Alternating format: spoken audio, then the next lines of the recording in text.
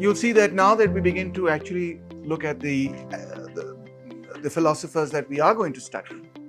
I don't like to call them economists because they didn't consider themselves to be economists either. The term comes about much later. That they tend not to use any graphs or any mathematical equations, etc., to explain their concepts. But the mathematical equations and graphs, by the way, are derived from those concepts. Once you have that concept in a written form, you can make a graph out of it. And the purpose of a graph always is that when you have a visual of a relationship, it's supposed to make things easier. For example, if the total cost curve goes up, the returns increase but at a decreasing rate. You can say that in words, but then when you draw it, it just makes it, it's supposed to illustrate it for you in the form of a line, and it's supposed to make it easier. But for a lot of people, that may not necessarily be the case. But anyway, having said that, today we are going to start with Aristotle. We're going to go all the way back. We're going to rewind 2,500 odd years and go really far back in history and start from there. So all the stuff that you studied with me in the previous class is the stuff that we've come up with after 2,500 years. Now we'll start pretty much close to the beginning. So to begin with, we know that economics was mainly developed to explain the market economy. It's important for us to realize that that is what we mean by capitalism. It was created as a subject to explain capitalism, industrial capitalism. So in other words, people were talking about these issues before, but capitalism did not exist before. And so a specific subject to understand and explain capitalism as such did not exist. What came to be called economics now are obviously based either on empirical observations based on some theory or vice versa, a logical analysis of the relationship between variables, often put on graphs, etc., that sort of thing. So before the 16th century, there were markets, no doubt, but there wasn't a market economy. Some people get confused about this. Some people can't get their head around this. They think capitalism is eternal and will live till eternity. It has always existed and will always exist, kind of like God. But no, that's not the case, let me tell you. Capitalism is a system that emerges in Europe around the 16th century. And if you look at the rise of capitalism, you can trace it to various things. But one of the things you can trace it to, for instance, are the city-states of Italy that develop, and later the Reformation of Germany, and later the French Revolution and the English Glorious Revolution and other revolutions of that sort. But you can trace it to those particular developments. So what is economics interested in? Once again, it's interested in capitalism. And we are interested in capitalism. But it has a long prehistory. The study of all of that has a long prehistory. Why?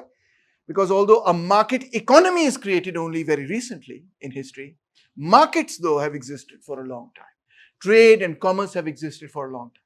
Naturally, production has existed for a long time. Being able to decide when and where to allocate your time is a question that has existed for a long time.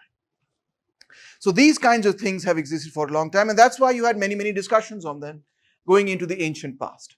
But when we look at the ancient past, we find that the discussions of these subjects are often mixed up with various mythologies.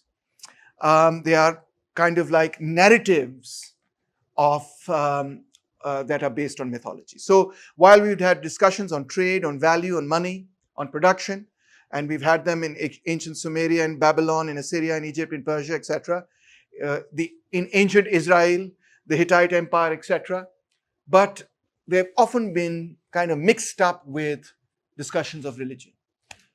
To give you an example that you can probably relate to, whenever Hinduism or whenever the Hindu texts talk about production or economics, they talk about it through the prism of the caste system, which itself is part of a larger Varna scheme, etc., and which itself is very central to the Hindu caste, to the Hindu religion.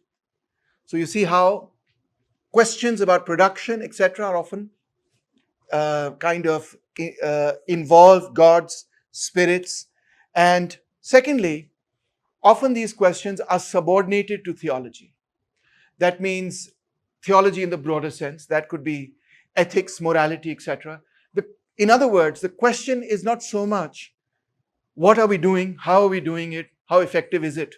Those sorts of questions are questions that we ask today as economists. What are we producing? How are we producing it? Is it efficient? Is it inefficient? These are the kind of questions we ask today. How do we grow? How do we save the current account deficit? Blah, blah, blah. How do we get out of the debt trap? These are questions we ask these days. What are the questions that ancient people asked in this particular period of time? Those would be questions, as I told you, since they revolve around the question of morality, the questions were, or religion, the questions would be, what kind of an economic life do I need to live in order to be closer to God, in order to be on the right path, in order to do what my religion has asked of me, in order to be a good, devout, religious person? Those are the kinds of questions that would be more important. So, in other words, the whole sort of focus of economic questions is not about what is, but rather what ought to be. It's a very moralizing discourse almost. Whereas economics today is far more interested in, let's first understand what's happening in the world in which we live in. And then we'll figure out on that basis where we can possibly go. And the paths that are available to us are going to be limited by where we are currently. That entire shift in the way in which people think was primarily, in my opinion, caused or happened during and after the Renaissance. And one of the key figures that makes that happen is much hated and despised, but actually was a brilliant thinker, and his name is Niccolo Machiavelli. That's right. So after that, Machiavelli can be credited with having broken from theology, broken political analysis and social analysis from theology, simply by saying, I don't care what's right and wrong. At that time, that was to say something of that sort was akin to committing blasphemy. I don't care what's right or wrong. What I want to know is what is. I don't want to know what ought to be. I want to know, how does the world actually work? That's all I'm interested in. So that shift is a very big shift that we see, and of course is key to thinking about the world in a relatively more modern way. But the precedents, the intellectual precedents for that were already present in Greek philosophy. Because Greek philosophers, this is the famous painting called The School of Athens. By the way, I have gone to Italy and I have seen this live there. I have a picture to prove it, just in case you're thinking, sir, we don't believe you. No, I went there and yes, I've seen it, and it's in one of my music videos as well. Anyway, in the middle you can see there's Plato and there's Aristotle, and there's a load of other people. I think that's Socrates, if I'm not mistaken. And there is, over Socrates' shoulder is Ibn Khaldun, I think, or Ibn Rushd. No, it's Ibn Rushd, not Ibn Khaldun. Ibn Rushd, even Muslims. And this is in a chapel, this Sistine Chapel, which is, so you have a Muslim in the middle of a church. How interesting. But anyway, the point is that what these philosophers believed in, or what they fought for, what they struggled for, was the idea that there is a necessary order, a logic to this universe. And that logic applies to nature as it does to society. And the role and task of the philosopher, the lover of wisdom, is to discover what is the logic of this world, as opposed to what ought to be the logic of this world. What is the natural logic of this world? So that idea runs very strongly. How would that be different from, let's say, the Greeks at the time that Plato, Aristotle, Socrates lived? Their view was that the order of the world, there isn't an order of the world that is unchanging. There isn't a law of the world that is unchanging. Rather, whatever happens in this world is the will of various deities, gods, etc. Those were the ancient gods of the Greeks that lived on Mount Olympus. And when they had a fight with each other, then their supporters would fight with each other. So there was no order to the world as such. It was based on caprice. It could change at a whim. It could change because that day a Greek god was unhappy for whatever reason. He just got off on the wrong side of the bed. He's just not happy, and so he says, all right, we're going to have a thunderstorm or something. So the world was chaotic for that reason. It didn't obey any laws. So now we have these people who come in and they say, no, that's not the case. There is a law. And that is the law that we have to discover. That is what we have to understand. There's a growing belief in the opportunity accorded by God to study the nature of things without such activity being deemed an intrusion upon the domain of God. We can study it. We can understand it. And to try and study and understand it is not to displease the gods. The idea that to exercise the intellect to try and understand the world is not necessarily an intrusion into God's domain in any way, shape, or form, but it's the purpose behind which God gave us an intelligence. So from these developed the early principles of observation, logic, and sophisticated theories of epistemology, which we are still debating till today. We can see Ode to Work or Works and Days, same title, sort of the work of 8th century BCE writer Hesiod, who identifies the role of hard, honest labor in production. Why is this relevant? It's relevant because the ancients placed labor right at the center of the question of all questions of life. Honest labor in production and the studied approach to husbandry and farming, the seasons, were deified forces of nature. So forces of nature were deified and were made into various gods and goddesses. And so an understanding of the natural world was mixed up with an understanding of the spiritual world. And so, for example, almost all the ancient people of that period would worship some form of mother goddess that was the goddess also of fertility and therefore also the goddess of agriculture. It was almost, it's almost uncanny how universal that is.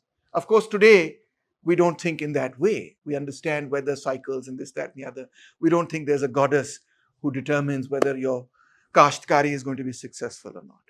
Then fast forward quite a few number of years, centuries. In fact, we have Xenophon, who writes his book on economics, etc. And he deals with household production, division of labor, money, and the responsibilities of the wealthy. He's already a pupil of Socrates.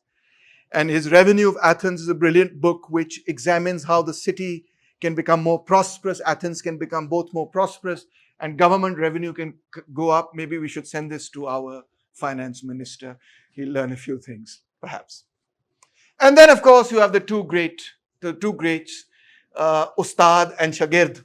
But the Shagird in turn also becomes a bit of an Ustad, Plato and Aristotle. So the main differing epistemologies led to differing methodologies, and that is the big debate of that particular period. We won't get into that debate, but in other courses, etc., we talk about that. So Plato wrote the Republic, the Laws. Aristotle wrote Politics and Nichomachean Ethics. And their understanding was that there's a relation of knowledge to social action. This, of course, they got directly from their Ustad, who is Socrates, that our actions, हमारे अमाल जो हैं, वो हमारी सोच से जुड़े हुए. So if we gain knowledge and wisdom, our actions will become virtuous. Virtue is knowledge. Knowledge is virtue. That was the kind of the central idea of. And if you act badly, if you do bad things, it's not because you're a bad person. It's basically because you're dumb. It's basically because you're not knowledgeable. That's how Socrates saw virtue and vice. And that's how Plato and Aristotle too very closely saw it in much the same way. There's a natural law and a natural justice that we have to discover and understand. There's private property versus communism. There's a big debate going on there. Although the kind of communism they're talking about is not the kind of communism that Karl Marx is talking about. Because remember, they may be in favor of against what they call communism, but at the same time, they're also in favor of slavery. So that kind of doesn't really fit. So it's a communism of the free people, but not of the slaves. It's not a universal communism. Nonetheless, that debate is there. There's class struggle and there's the existence of classes, and they talk about the different interests that classes have and how they fight it out with each other. Yes? So how are they in favor of slavery when they used to call the Persian Empire slaves?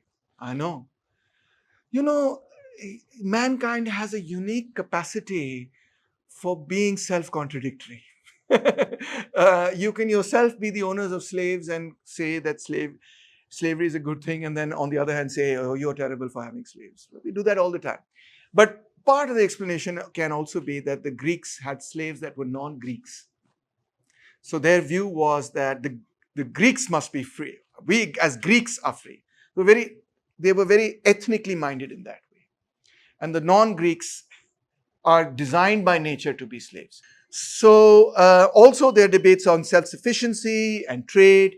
Should we trade? Should we try for self-sufficiency, specialization, division of labor, location of the city-state, exchange, money, demand, interest, population, prices, and the most important debate, in my opinion, of all, a question of what is value. We'll return to this debate many times. So you can see this. I mean, this is a lot of stuff that we talk about in economics. All the way 2,500 years ago, they're already talking about it. Then the authors tell us, and there are many people who contend and say that this is not true, but they tell us that economic analysis largely disappeared for roughly 1.5 millennium subsequent to the death of Aristotle, not to reappear in a significant way until the scholastic writers beginning in the 13th century AD. Now, I'd like to clear my throat here and say, you should read some of the Muslims, because Ibn Khaldun and many others are indeed writing about economics and writing about it in a very sophisticated way. So I think it's kind of strange to just exclude all of that. And secondly, there are also people who contend that this is far too much of a generalization, and that there are discussions of economics in the so-called Dark Ages and in the medieval period that have been ignored so far in the literature. But nonetheless, I'll just put this in front of you with that sort of qualification in mind. So Aristotle, as you can see, he studied under Plato for 20 years, and he was his shagird, and one of his best pupils, in fact. But after studying under him for a long, long time, he decided Plato's system is not correct, in fact, and he branched out and developed his own views, which were directly in contradiction with Plato's. Don't you ever do that to me. And created and was just as brilliant as Plato in the things and in the new ideas that he created. And both Plato and Aristotle, they are philosophers, but really they are, in those times, there was no division, there was no idea that philosophers only talk about this or that. They used to talk about everything. So logic, epistemology, metaphysics, ethics, natural sciences, rhetoric, politics, aesthetics, everything. And by the way, I'm a big believer in this. This is also, the idea of the Renaissance person, although it was originally Renaissance man, but let's make it non-gendered now. Renaissance person was supposed to be somebody who thought that, who would say, whose slogan was, whose nara was, that which is human is not alien to me. Everything, we should have knowledge about everything. Now you might say that sounds very difficult, but it's not so difficult if you dedicate a couple of years of your life to really the acquisition of knowledge in a way that's interesting, exciting. It's not so difficult. Anyway, at that time, knowledge wasn't nearly as specialized as it is today, so they could master all the knowledge that was there to master. So for Aristotle, the state or the political community was the highest of all kinds of communities. And it embraced the rest. It aims at the greater degree. It aims at the good in a greater degree than any other and the highest good. The state for him was something natural. It was good. It was great. Without it, you could never become a good individual. You could never have a good society. You could never have a good family. You could never have a good household. You could never attain. If you want to attain what is the best, you want to, be as an individual or as a society, you want to go to the nth degree of what your potential allows you. It cannot be done outside of the state. Perhaps at that time, there is some logic to Aristotle's view. Because Greek civilization certainly, and most civilizations at the time, mainly were in the cities. And the cities had formed themselves into states. So if you left a city, you left or pretty much what would be considered knowledge and music and craft and learning, etc. You would go live in the villages where all the repository of knowledge was basically in the cities. You remember, you might recall, or you might know already, that when Socrates was offered, when he was sentenced, he was offered the choice of death or exile, meaning that exile for the Athenians was pretty much as bad as death.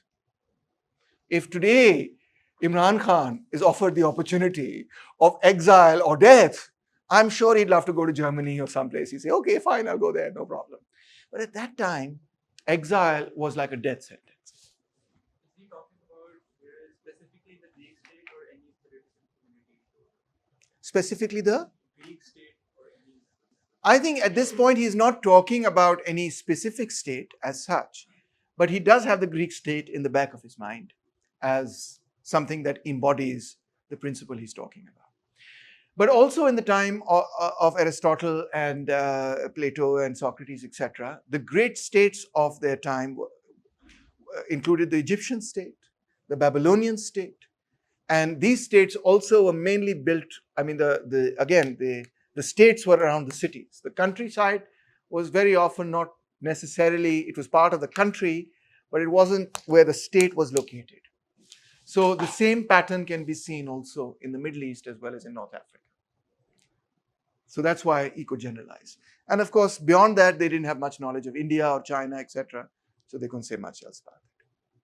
So Aristotle begins by saying that many people believe that when the government is personal, the ruler is a king.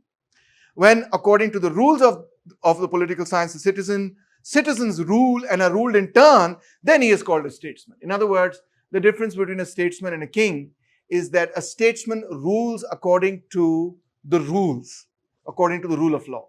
A statesman is a person who does not place himself above the rule of law. उस पे भी apply होता है वो कानून. जबकि a king, the word of the king is the law. So if a king changes his mind, the law changes. But a statesman will not do that. But he says all this is a mistake.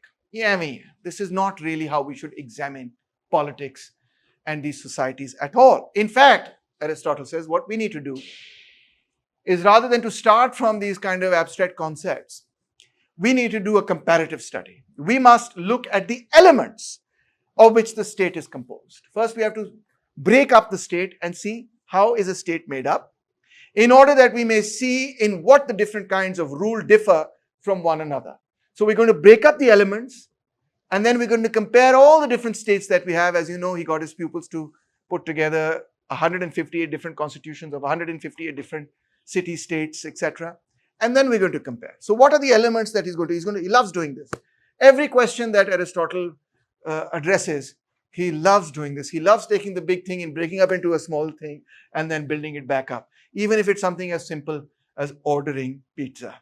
Listen, first we must define what are the elements of a pizza and what does it mean to order a pizza. That's how he works in nearly all his writings.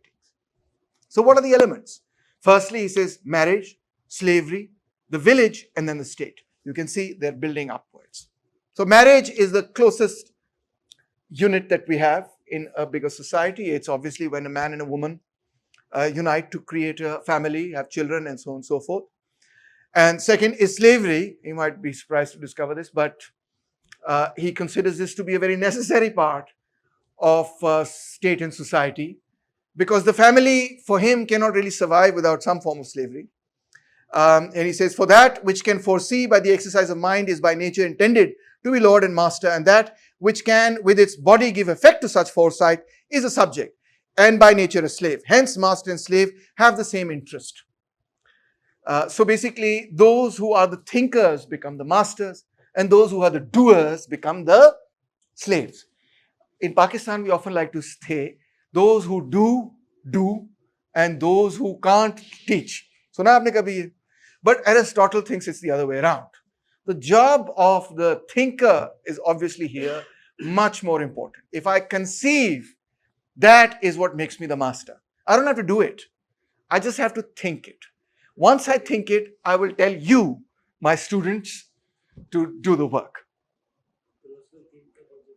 Yes, absolutely. Of course, that's earlier than Aristotle, that's Plato, but quite right. So, the master slave sort of idea here is between thinker and doer, and he says that's natural. Some people are thinkers, some people are doers, so it's natural. So slavery for him is a natural institution. Jay. How does that relate to them making labor the center of all production growth? What an excellent question. In fact, that leads to a kind of philosophical inversion that results in the idea that it is not labor that determines social life, but thoughts that somehow come from the transcendental sphere or some other sphere that determine life.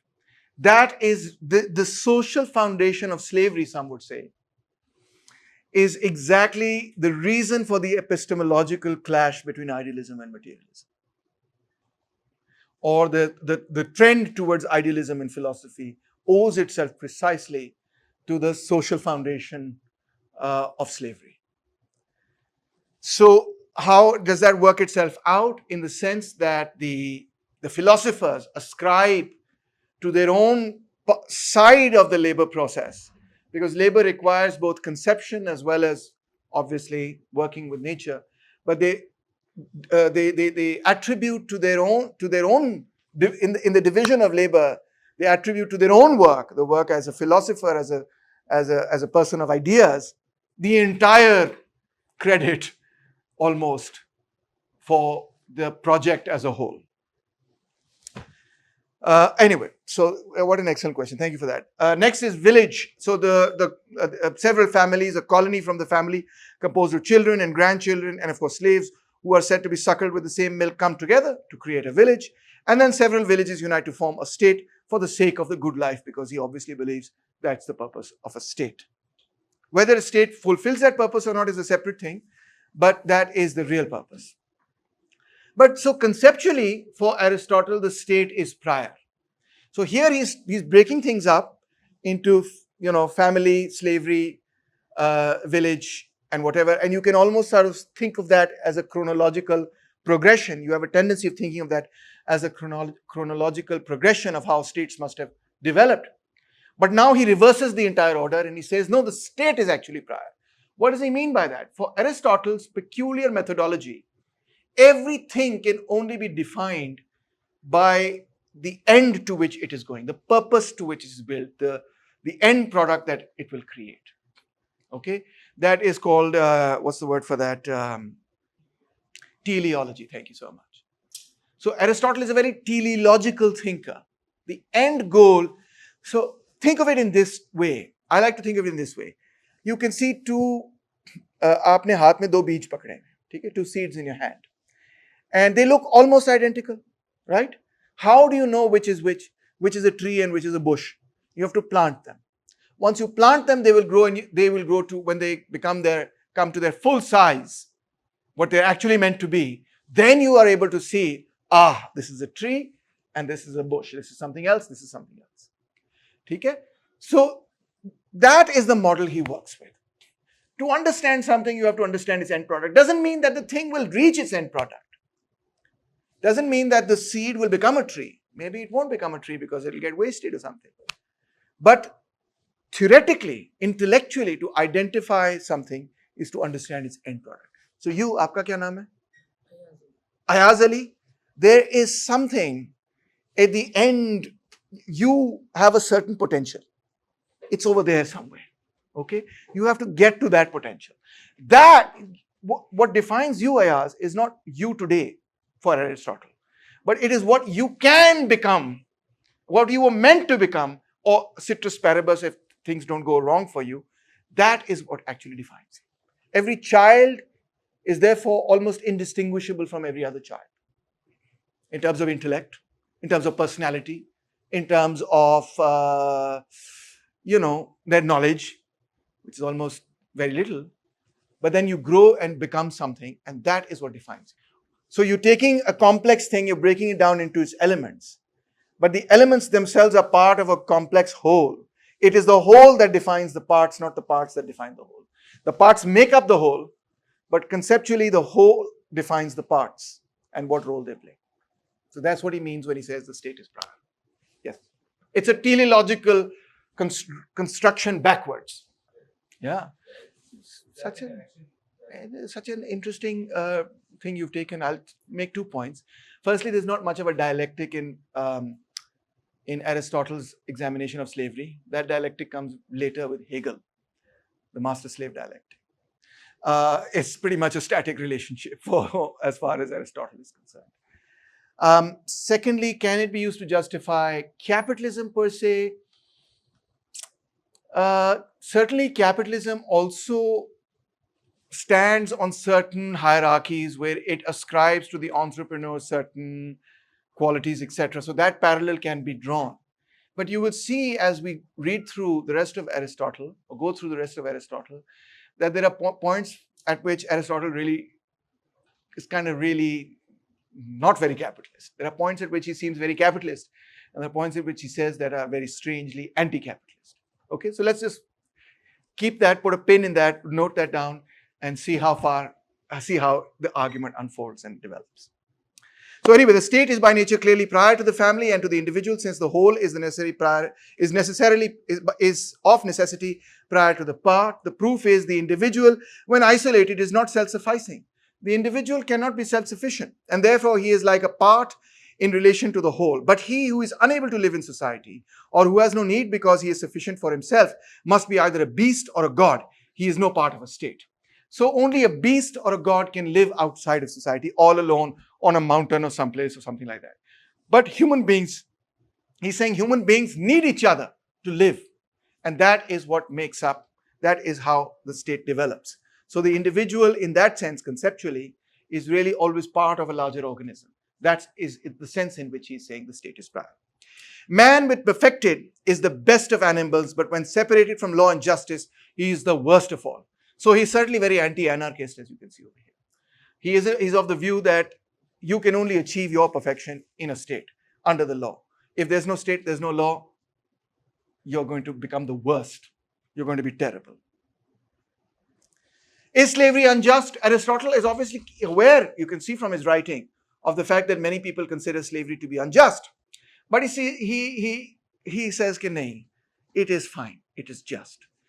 Because, and he does away with it within 2-3 paragraphs, doesn't waste too much time on it. Because he thinks it's quite natural.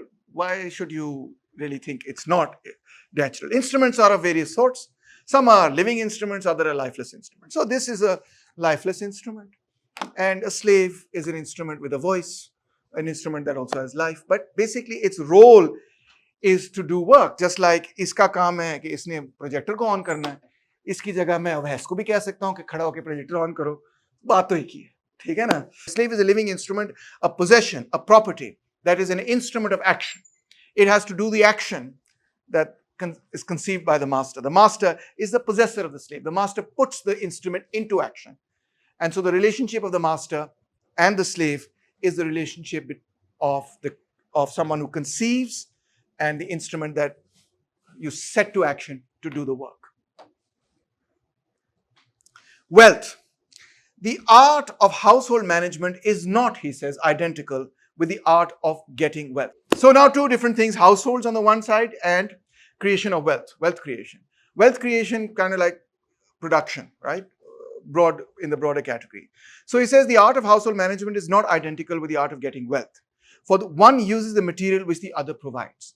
So wealth creation creates the stuff that households use, and households create the stuff that is used in wealth creation. Circular flow diagram aapko kal wala yaad aa gaya? ठीक है ना? So he says these are 2 different things. But he has other distinctions also in mind. He says property, livelihood is given by nature to all animals. I like to think of it in this term कि उर्दू ज़बान में हम अक्सर ये कहते हैं कि अल्लाह ताला ने जिस भी मखलूक को पैदा किया, अल्लाह ताला ने रिज़्क़ के साथ पैदा किया, उसका रिज़्क़ भी साथ पैदा किया. This is exactly that same concept, 100% the same concept. That whenever something comes into this world, its means of life have also been created at the same time that it is created. So property, livelihood is given by nature to all animals. For example, animals give milk to the young, plants exist for animals exist for the sake of man, etc. It's a circle of life and nature, etc. Everything that is born with the means to sustain it. Not every individual thing, obviously, but he's talking in the broader species category. The shepherd, the husbandman, the brigand, the fisherman, the hunter are all different modes of getting wealth. Brigand, by the way, is somebody who makes wealth by stealing. Okay, but these are all different kinds of ways of working. Yes. What? Yeah. So all of these are different kinds of making wealth, ways of making wealth, and all these ways of making wealth have already been born with the means to make the wealth, the livelihood that will allow them to make that wealth.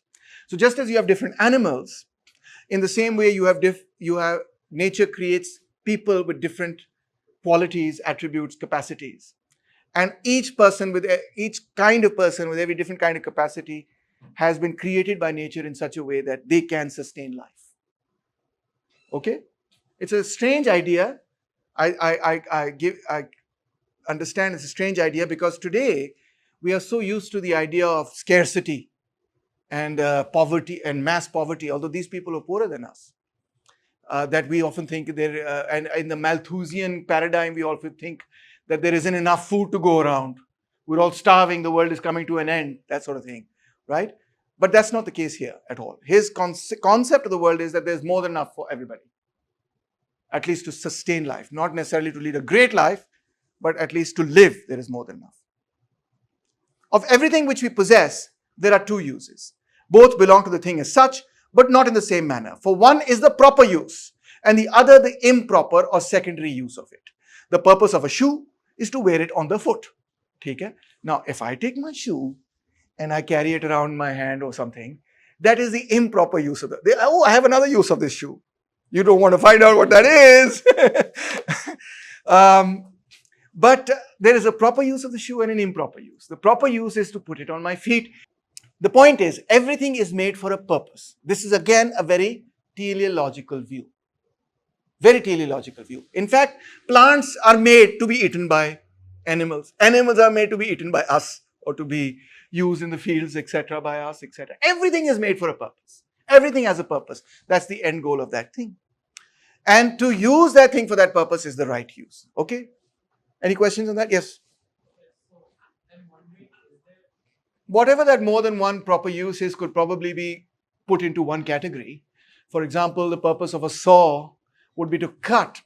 Now it can cut wood or it can cut something else. But the purpose is still the same. You would say that's two different uses. You're putting the saw too. But Aristotle would say, no, actually there's a super category in which you can put those two uses, so it's the same. Yes?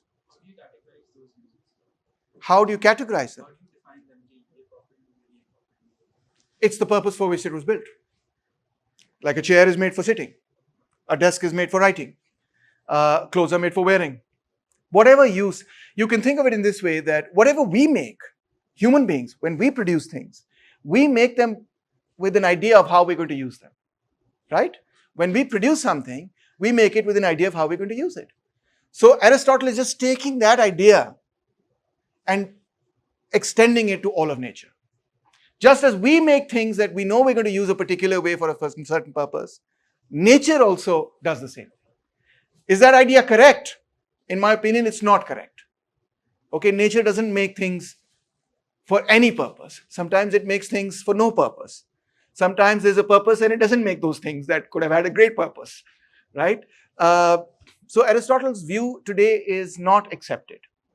This teleological view of nature and of the world is not accepted. We don't even define things by what they're going to become. That's not how we think anymore, at all. We don't think there's an end product. Darwin, for example, didn't think that evolution was necessarily heading in a certain direction. It could go in any direction. The world has no necessary end goal as such.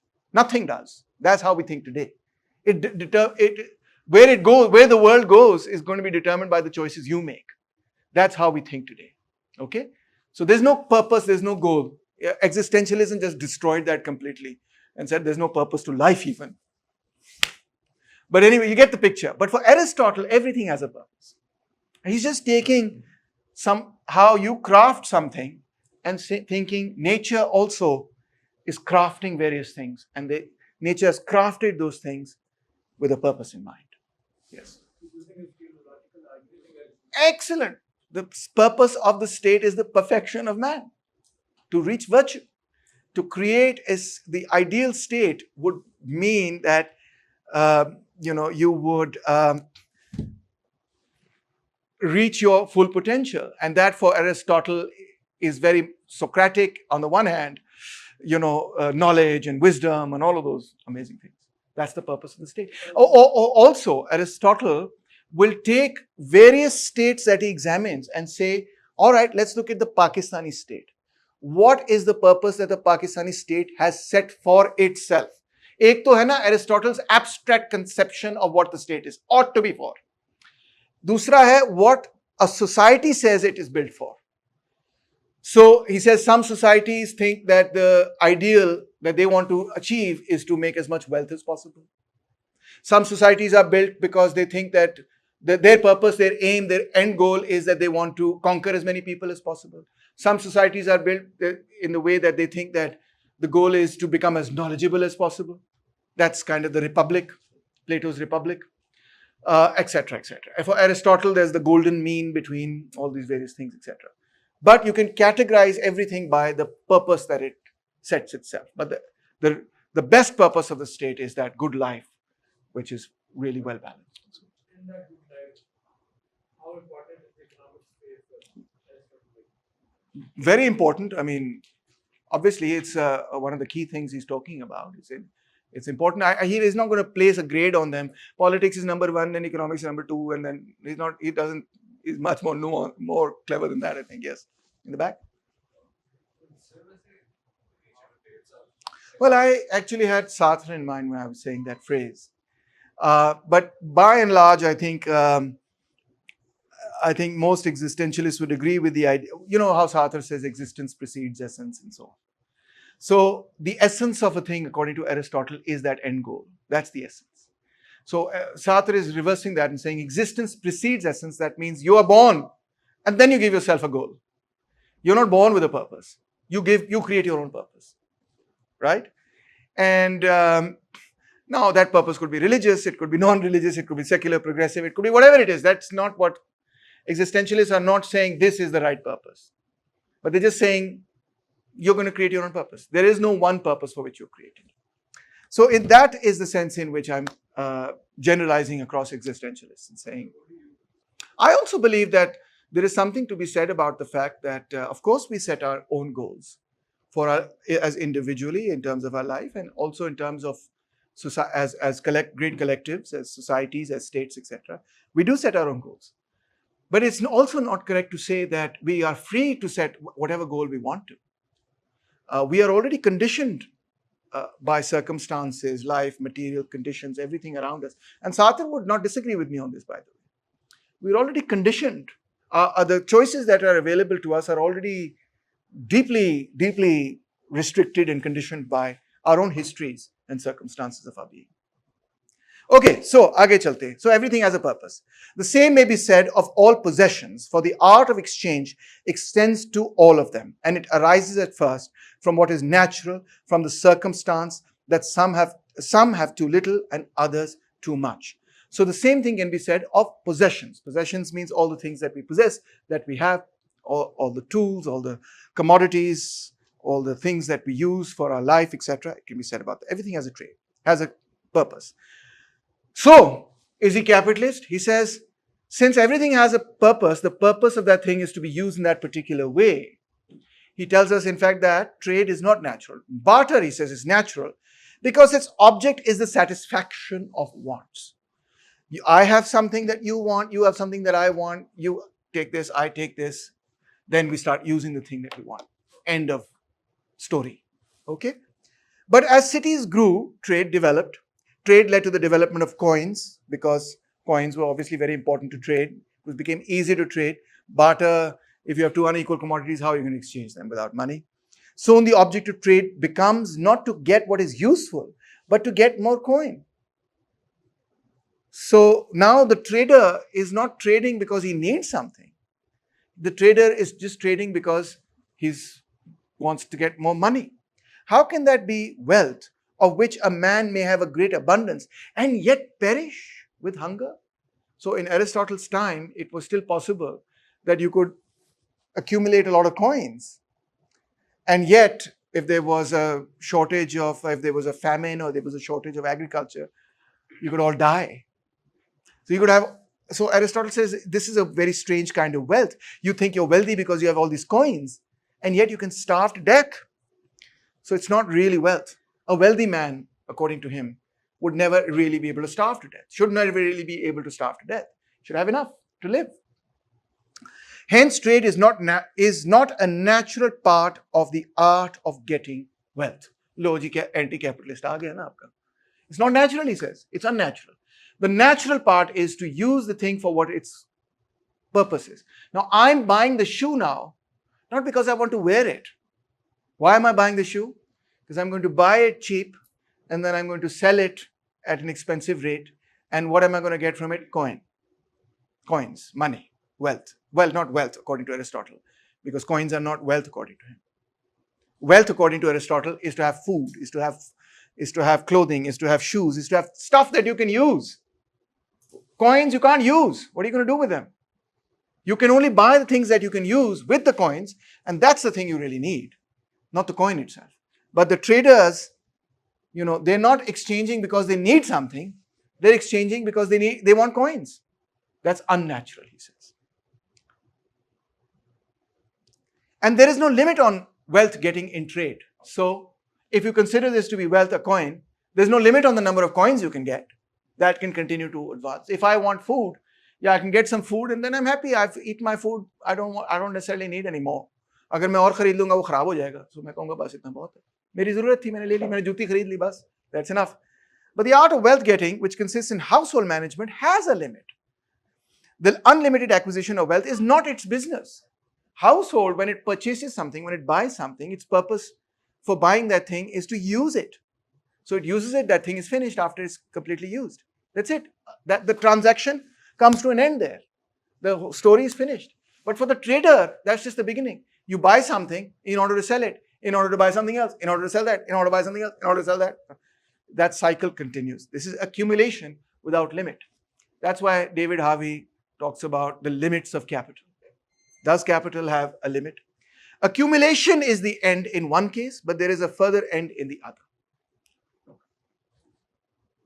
So, he says those chasing after accumulation of coin are intent upon living only and not upon living well. This is my tweet for the day. I got to put this up on Twitter. To all the rich people in the world, you are intent upon living only, but not upon living well. You have so many articles now in so many different magazines about people who are incredibly rich, but so miserable. Some of that, of course, is bakwas because they're not miserable at all. But some of that is not untrue because you could have enormous amounts of wealth and you know that people with enormous amounts of wealth also have children who commit suicide, who suffer from depression and all these horrible things, etc. So they obviously have a lot of money, but they don't necessarily know how to use that money. They don't know how to live well with that money. And as their desires are unlimited, they also desire the means of that the means of gratifying them should be without limit. So how different from the idea that I spoke about yesterday, where the starting of economics was that there are scarce resources, but theoretically unlimited wants. Here, Aristotle says, no. If in fact your wants are unlimited, you are going to have a very miserable life. And Buddha, the great Buddha, understood this really well. He said, and I quote, desire is the enemy of happiness. That's my next tweet for today. It's so true. If you notice, whenever you're unhappy, you're desiring something that you can't have, and that's making you unhappy. If you let go of that, no, you can't let go of all desire, because if you don't desire anything, you won't live. You won't search for things. You won't work for things. You won't, do stuff to get stuff or whatever. or be with other people, or whatever the case is. Desire is not necessarily an evil thing, but when it escalates and it is unmatched, yes, it can make a person deeply unhappy. And when you feel you're becoming unhappy because you desire someone or something, or you desire to be someone that you are not yet and cannot be, remember what I said. Remember the wise words of Taimur Rahman. No, actually, remember the wise words of Buddha delivered to you by Taimur Rahman. Desire is the enemy of happiness. Thoda sa khecho desire ko. How interesting. What a different way to think about these things. So, if you let your desire completely, as the economists want it to be, if you let it go and you say, there are unlimited wants and it's fine to have unlimited wants, he says you're going to have a really horrible life. So that is the wrong way to think about things. Hence, because you will be using every quality for one purpose only, which is to get wealth. Because you will always desire things. To get those things, you need money. And that will become the sole purpose of your existence. And you will forget that you actually desired that money so that you could spend it in some way to get the actual thing that you want. You forget the thing that you want and just keep chasing after the money. In your experience, is Aristotle talking rubbish? Or have you in your own life seen people or know of people who've forgotten why it was that they started doing what they did when they started chasing after money and kind of felt like and look like they're kind of lost now? It kind of gives them a dopamine hit every time they go on the stock market and get like $10 more, like,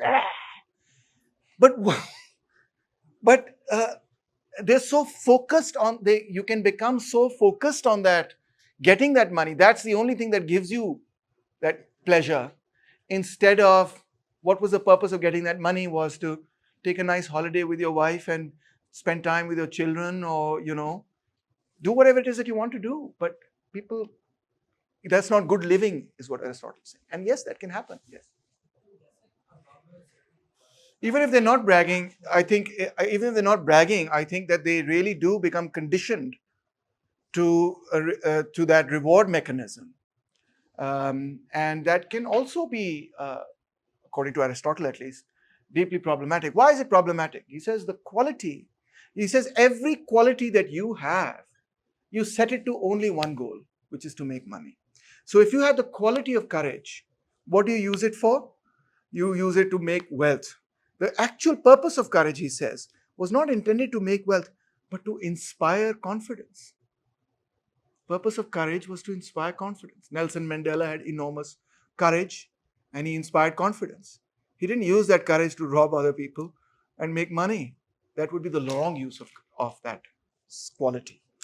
Nevertheless, he gives some other examples. I've just cut those short. Nevertheless, some men turn every quality or art into a means of getting wealth. Even artists complain about this all the time. यार commercialize हो गया मेरा काम, यार मैं खराब हो गया हूँ यार, कहते हैं ना, या वो commercialize हो गया है. He's not true to himself anymore, because he's just doing it to make money now. He's not doing it because he loves the art itself. And yes, it does happen all the time. It can happen. Nevertheless, so this they can conceive to be the end, and to the promotion of the end, they think all things must contribute. To the promotion of this end, they think all things must contribute. So that's some interesting insight there from Mr. Aristotle that challenges certain conceptions of economics that we studied. Again now, anti-capitalist. He says trade be unnatural, and now he says usury is also unnatural. Oh, he hated usury.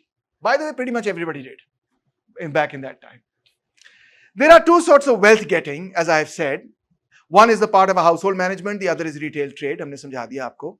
The former necessary and honorable, यानी households is necessary, it's honorable, while that which consists in exchange is justly censored. So trade is थोड़ा सा उसको दबा के रखने की जरूरत है. For it is unnatural, and a mode by which men gain from one another. The most hated sort, इससे भी बदतर क्या है? And with the greatest reason is usury. That's the worst, which makes a gain out of money itself and not from the natural object of it. The natural object, the purpose of money is not that money should beget money, but that money should be used to buy something that you actually need. What does a money lender use money for? To create more money. Not even to trade now, but just money is changing for money and creating more money. For money was intended to be used in exchange, but not to increase at interest. And this term interest, sood, riba, which means the birth of money from money, is applied to the breeding of money because the offspring resembles the parent. Money creates money. So offspring resembles the parent.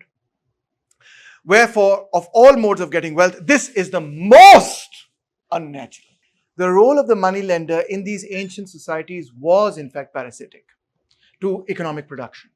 Because money lenders would give money to, let's say, even landlords, peasants in hard times, because agriculture, as you know, goes through enormous ups and downs. And then sometimes peasants would be able to pay it back, and landlords even would pay it back. But if in the instance where they were not able to pay it back, then they would have to give the land up. And in the instance that they gave the land up, that land would then lie fallow because the money lender was not an agriculturalist. His job was just to make money. So the money lender would take that land and just use it as an asset for later. So the land would now become useless. And for that reason, it would not be productively used. And for that reason, when money lenders would expand their wealth, it would often mean that productive capacity of that society and the productive land of that society would go unused and underutilized, and could lead to the ruin of these ancient societies. That's why nearly all the ancient philosophers, the vast majority of them at least, were very much against usury. Second question is about capitalism and usury. So the difference between capitalism and usury is that when capitalism develops and the seafarers, etc., develop, they really require credit. Why do they require credit? Because if they're going to go and buy commodities from India or from the Silk Route or wherever they're going to buy from, they want to buy as much as possible, as cheaply as possible, and they don't necessarily have all the money to buy that. So they don't have enough money to buy all those commodities. So they are then going to say, okay, I will go and buy these commodities and I will pay you interest out of the merchandise that then I bring, etc., etc. So when credit begins to be subservient to capitalist production, rather than credit here in agriculture kind of becomes parasitic to agricultural production, destroys it. But when the relationship changes, the bourgeoisie comes into power, the capitalist class comes into power, and they create a new relationship between credit and their businesses, one which is not as destructive, let's say, as the previous one. Here, interest rates were also incredibly high.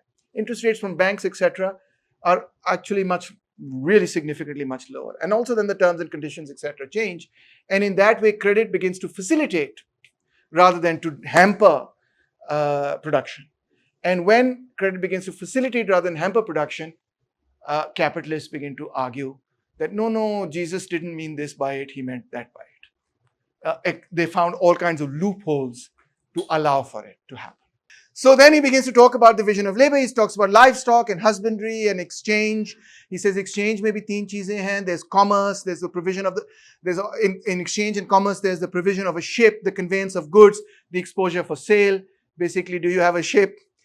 Can you transport the goods and then can you sell them wherever you go? Usury is a service for hire, both in the mechanical arts as well as in the unskilled and bodily labor. There's timber and mining. So he's very aware that there are different tasks to be done. That's the division of labor and specialization. With respect to property, now here's where he's going to sound much more like a capitalist, if you're interested. He's going to say the soil may be appropriate. There are three different kinds of arrangements that he saw in his time. The first was the soil may be appropriated, which means it may be privately owned, but the produce may be thrown for consumption into the common stock. So soil is private, ye meri zameen hai, but wo tumhari hai, wo tumhari, wo tumhari, wo tumhari. But when the village produces, everything that's produced is put into a common stock and then divided between people. The land will continue to belong to me, but the produce from the land will be, why is this a good thing?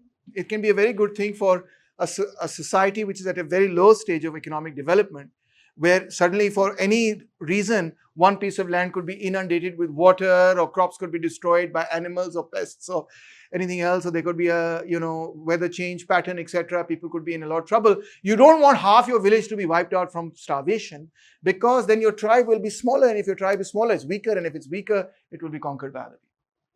So it's a risk-averse strategy. The soil may be common and may be cultivated in common, but the produce divided amongst individuals for their private use. So that's the second example.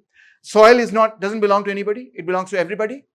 We work at it together, etc. But then we divide it, and then that becomes yours.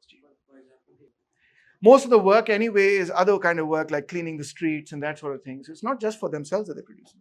Okay, the last example is the soil and the produce may be alike common. Okay, so 3 examples we have: land is private property, produce is common, land is private property, produce is private, land is public property, produce is also public. What does he say about that? Well, he says if they do not share equally enjoyments and toil, those who labor much and get little will necessarily complain of those who labor little and receive or consume much. This is called the free rider problem. Okay, if you work really hard, and this guy doesn't work enough, he doesn't do any work, and then you both get the same share, you might feel resentful that this guy got the same amount, even though I know he didn't do that much work. Like for example, all LUMS professors teach 3 courses a year. Some of them teach 4 courses a year if they're junior. But some LUMS professors, have to increase their caps, while others are lucky that they have 10, 12 students. And so, but we get paid the same. So I should get resentful that I have to check more papers than they have to check for the same pay. Right? Not necessarily, but it can be the case, right? I'm sure you've seen, बहन भाइयों में तो हर वक्त इस पे लड़ाई हो रही होती. मेरी 2 बेटियां हैं. They're always like, arguing about this thing. Property should be in a certain sense common, he says. It's not a bad thing. Why? Because common property does in fact prevent, it does create a situation in which risk is minimized. But as a general rule, private. For when everyone has a distinct interest, men will not complain of one another, and they will make more progress because everyone will be attending to his own business. It is clearly better that property should be private, but the use of it common, using one another's slaves, animals, or tools. So this is an interesting arrangement. My land is private, but to work the land, I can take your tractor, or I can ask you to give me tools, etc. This is actually what the Spartans used to do. So he's observing them. He says, that's not a bad system. So you can use the tools. Even the slaves can say, oh, come. Interesting. So that he thinks is the best sort. And by the way, Aristotle, he's famous for this. He'll say, ye bhi acha hai, ye bhi acha hai. Then he try to combine both things into some new synthesis. He says, love of self is natural, bhai. How immeasurably greater is the pleasure when a man feels a thing to be his own. For surely the love of self is a feeling implanted by nature and not given in vain. So nature has given in us a self-love. And that's why we're happy when that thing, belongs only to us. It makes us happy. I don't want to share this pen. Actually, I don't care. Here you go. But the point is that when you want something, you want it just for yourself. That can be applicable with respect to people as well. Such legislation, that is communal property, people who say like Taimur Rahman, let's communalize all the property, nationalize the IPPs. He says, may have a specious appearance of benevolence. It sounds like, he's talking for the poor and underprivileged, etc., etc. And men readily listen to it and are easily induced to believe that in some wonderful manner everybody will become everybody's friend. Except when someone is heard denouncing the evils now existing in states, suits about contracts, convictions for perjury, flatteries of rich men and the like, which are said to arise out of the possessions of private property. Ye sare evils hain. You hear all these evils and you think, yes, take this property away from these rich people and let's just all collectivize it and live together and be friends. Let's be communist, etc. He doesn't include the slaves here, by the way, but khair. But he says, no, you're wrong, don't do that. Because if you do that, you don't realize that all these horrible things that are happening, and I admit all of these are happening, they're not happening because of private property. Why are they happening? They're happening because of the wickedness of human nature. Okay, so even if you don't have private property, they'll still happen. Now that, of course, is the argument that so many liberals also take up against communism. It's an old argument, very old. All right, so next concept is reciprocity. Reciprocity fits neither distributive nor rectificatory justice, he says. Distributive justice means that everybody should get something or the other. Distribution of economic commodities should be fair. And neither does it mean that you can rectify a fault. For example, rectification pe wo argument deta hai, if an official has inflicted a wound, he should not be wounded in return. And if someone has wounded an official, he ought not to be wounded only, but punished in addition. So killing a cop has a higher punishment than killing a normal person, right? In almost every country. And there is a great difference between a voluntary and an involuntary act. So given these things, reciprocity cannot be justified from these principles of justice. But in the matter of exchange and the market, reciprocity is the key. In association for exchange, this sort of justice does hold men together, reciprocity in accordance with the proportion and not on the basis of precisely equal return, for it is by proportionate requital that the city holds together. Men seek to return either evil for evil, and if they cannot do so, think their position mere slavery or good for good. And if they cannot do so, there is no exchange, but it is by exchange that they hold together. Now, this is a very important idea. In other words, if I am giving you something, and you are in exchange giving me something, give me your pen. The question that Aristotle is asking is this a reciprocal exchange? What I'm giving you, am I getting an equal thing in return? Now this becomes a very difficult question. He says it has to be equal. If it's not equal, the person who gets less, I just got this silly little pen. The person who gets less is going to feel like I've been enslaved, I've been wronged. So, if this not equal, the exchange is not going to happen. If I come to you and I say I'm going to give you this, and you say you're going to give me that, I'm like, oh my God, are you kidding? This is like a remote yaar. What is this? I'm not going to exchange. So what's happening here, Aristotle is saying, is that we have some mechanism of evaluating what is a reciprocal exchange and what is not reciprocal. We don't know what that mechanism is, maybe, but there is some mechanism. So proportionate return for work. Now he elaborates what is that. Let A be a builder, be a shoemaker, see a house and be a shoe. The builder then must get from the shoemaker the latter's work and must himself give him in return his own. जितनी आपने मेहनत की है, उतनी मेहनत आपने मुझे देनी, जितनी मेहनत आपने मुझे दी है, उतनी मेहनत मैंने आपको दी. To put it in English, the amount of work that you've given me, I have to return the same amount of work to you. This, of course, is very much in line with the labor theory of value. The labor theory of value. Yes, that is the question. Aage aate. If then first there is a proportionate equality of goods, then reciprocal action takes place. The result we mentioned will be effected. Yani if two people come to the market and they're exchanging things that they put an equal amount of work in, no problem. If not, the bargain is not equal and does not hold. If not, they will not exchange because they will feel I put more work in this commodity that I'm giving to you, and the commodity that you're giving to me, you just did it in half an hour. It's not worth the same as this. I spent 3 days making this and you worked for 5 minutes on that. Why should I exchange my 3 days of work for your 2 minutes of labor? That's not equal. It has to be equal. Otherwise, the exchange will not take place. If not, the bargain is not equal and does not hold, for there is nothing to prevent the work of the one being better than that of the other. They must therefore be equated. So now this inequality has to be resolved into an equality. What is the inequality? For it is not two doctors that associate for exchange. If I'm a doctor and you're a doctor, I don't need to exchange with you because I am a doctor. If you're a shoemaker and I'm a shoemaker, I don't need to exchange with you because we're making the same shoe. So it's always going to be people who are going to exchange are always going to be people who are making different things. Otherwise, there's no point.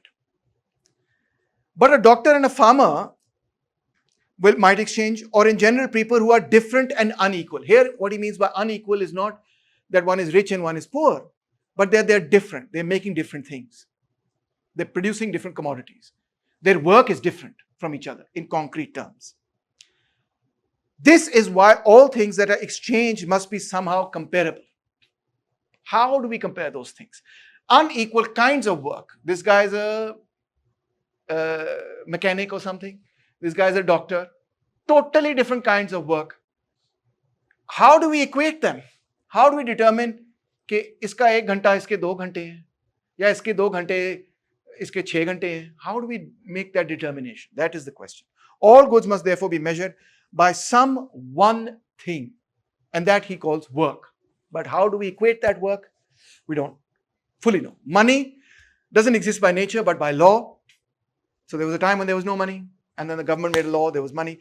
There will then be reciprocity when the terms have been equated, so that as farmer is to shoemaker, the amount of the shoemaker's work is to that of the farmer's work for which it exchanges.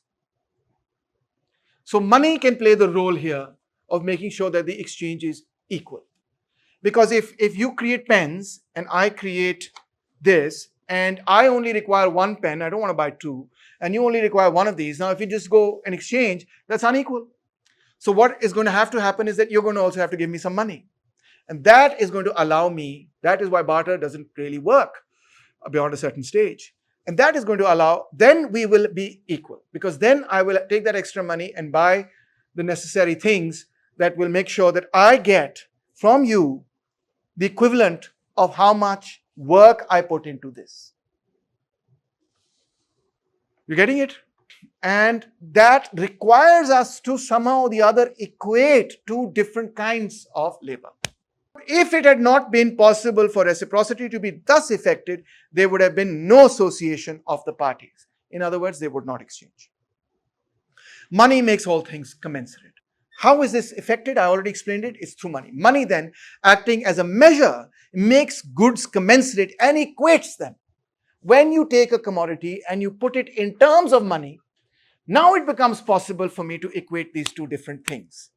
Now it becomes possible for me to say, if that is worth this many pieces of silver, this is worth that many pieces of silver, hence this many pieces of that is equal to that, etc. So money then acting as a measure makes good commensurate and equates them, for neither would there have been association if they were not exchange, nor exchange if they were not equality, nor equality if they were not commensurability. That last point is absolutely correct. There has to be commensurability in order for that exchange, in order for us to be able to evaluate that the exchange is equal. Commensurate means that you have to be able to measure the two in some common term. But Aristotle ascribes it to money. Money makes it commensurate. Whereas money itself is a commodity. Why would money make work, different kinds of work commensurate? It's the other way around. It's perhaps the other way around. It's perhaps because different kinds of work are being held as being commensurate by society that money can act as a means of exchange. It's not that money acts as a means of exchange. Money makes things commensurate, but because they're commensurate, that they can be exchanged for money. So Aristotle seems to have reversed the causality, or seems to have kind of mixed it up. Because there he was talking about someone who was trading for the purpose of getting only money. Here he is talking about two people who are exchanging because they want each other's commodity. So that's the difference. Here we are not talking about a trader. There he was talking about the trading as a profession. Now he's not talking about trading as a profession. What he's talking about here is what makes two different kinds of work commensurate. That is the key thing, that they have to be commensurate to be exchanged. And he concludes that money acting as a measure makes goods commensurate and equates them. But I am challenging Aristotle by saying it's because goods are commensurate, it's because work is commensurate in some way or another, or into some other process which I don't know, I'm not going to tell you what it is today, that you can exchange it for money, that money can play that role. This is one of the key questions. What makes commodities? How do we exchange them? मैंने याद है पहले slide में डाला था a roti on one side and a computer on the other and asked, how is this determination made? It's not as simple as you think, right? They have to be exchangeable. What makes them exchangeable? That's the question. We have established one very important thing, that they have to be commensurate, to be held equivalents of each other.